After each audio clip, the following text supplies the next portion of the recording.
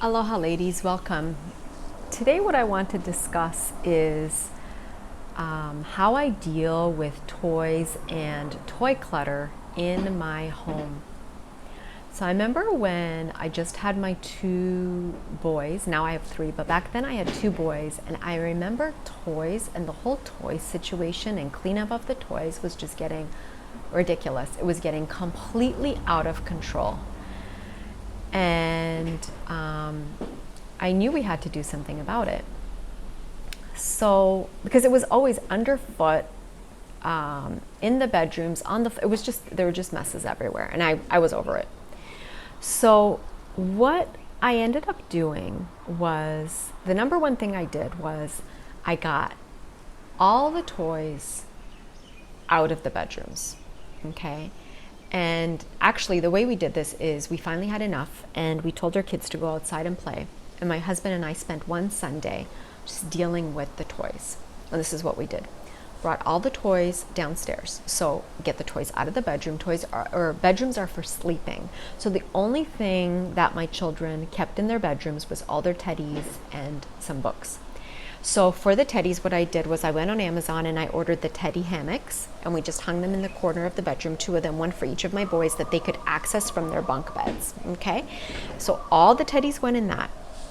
And books, what I did was I bought those little wooden shelves that you can mount into the wall, and I mounted it in each of their bunk beds, and they could keep a few books there. The rest of the books were downstairs in our big bookcase that we have downstairs because we love books. So that was it. Okay, get it out of the bedrooms. Now, so we brought everything downstairs. Now what? So this is what I did was I divided, similar to purging clothing, same thing with the toys. I divided everything into 4 categories. Garbage, donate, again in dark bags so you can't see it, okay? Just be done with it. Store, or keep out. So the stuff that's left is you're either going to store it or keep it out. So what we did was we realized that our children really loved playing with Lego. So my husband built us this awesome Lego table, super easy to do. This is what we did. We had one of those cakey, one of those kid tables with the chairs. You know how everybody has one of those? What he did was he took the table, chopped the legs down so it was much shorter, and then he went and got from Home Depot, he got a large piece of plywood, and he blunted the corners. So instead of the corners being square, he cut it on a diagonal so that the edges were a little more gentle. And then also from Home Depot, he bought the turf carpet. Do you know what I'm talking about? Like, it's the fake lawn, but it was in green. Ours was very low ply, and it was navy blue. And we just stapled it to the table. And we set that out on our back lanai, which is partially enclosed. It's where I am right now. Set it on the back lanai, and that became the children's central play area. And we just put all the Lego. Initially, I think we just had it in a big pile in the center, but then even that wasn't working. So I got a few bins, and we would keep the Lego in the bins under the table, or a bin on top that they could rummage through to get the Lego they needed, and then they could build right there. And then we also got them some of the green or blue or gray Lego building sheets to build on. And now the rest of the toys that we kept, what I did with it is I went and I ordered clear plastic shoe boxes from Amazon. I've also seen them since at places like Ross for $1 a bin. So I would get like a stack of 10 for $10 with lids. And I got out my label maker and I labeled the toys, so we have, and if you have many of the same thing, then you'll just have multiple bins, right? So we have like 3 bins of Connects. We have Hot Wheel tracks with the little Hot Wheel cars that go in one. We have wooden building blocks because we did a lot of open-ended play when my children were younger.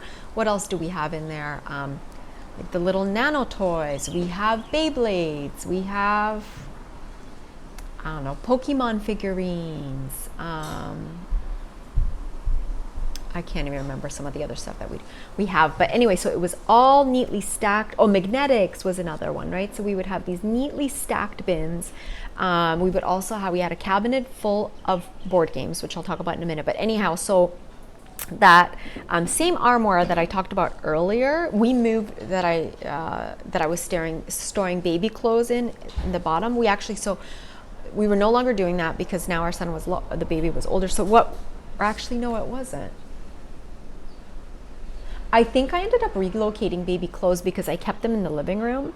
But what I did was we brought the big armoire out onto the back lanai, and that's where we stored all the toy bins in it.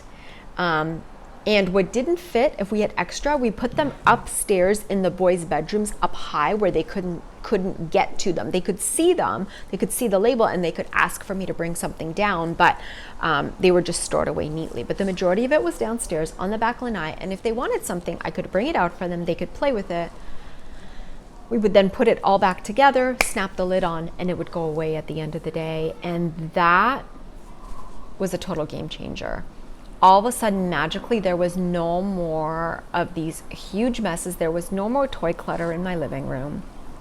And the Lego table, my kids called it the Lego deck, and all their friends would ask to come back and play. And they just loved it. It became like the neighborhood Lego deck, Lego table, where all the kids would just build for hours. And I think what I discovered, I mean, at first I was a little nervous about, you know, getting rid of or donating out a bunch of their toys, but I tell you, they did not miss it. They didn't miss it. They actually, I think kids intuitively, they do not like clutter. Have you noticed that if there's just a whole bunch of toys and they're all out, it's just a bunch of noise for kids, and they don't enjoy playing in that space either. So I found that when I cleaned it up and I really like simplified the space, it was like a new experience for my kids, and they really loved playing in that space. And then what I would occasionally do is I actually had 3 open-ended play toy systems. So what, Lego was one, and then we would rotate it out. We would take the Lego, put the Lego away in bins, and we would bring out, and we had so much Lego that we actually just stored it in like giant 1 or 2 Rubbermaid bins. We would just put it all in there and we would store it. Now we did have, now what did I do with all the Lego books, you will ask? One thing we did was we stored it in those boxes as well, and the ones that didn't fit, I just kind of stuck it on top. We threw out all the boxes. Some of the Lego that was assembled and they kept it out on display. Oh, and then so we would put the Lego away, we would bring out Connects, and then they would do like a week of Connects. And if they got bored with the Connects, I would pack the Connects away, and I would bring out maybe all their wooden blocks so they could build castles and bridges. Or I think they had Lincoln Logs at the time too. So yeah, and it was great. And we, to this day, we still do it. My teenage boys are older. They don't really have toys so much anymore. But my younger one still does. And for the most part, we keep all his toys downstairs, still in the bins. And it's been pretty nice. So I hope this is helpful for some of you, especially if you are struggling with taming the toy monster. Aloha.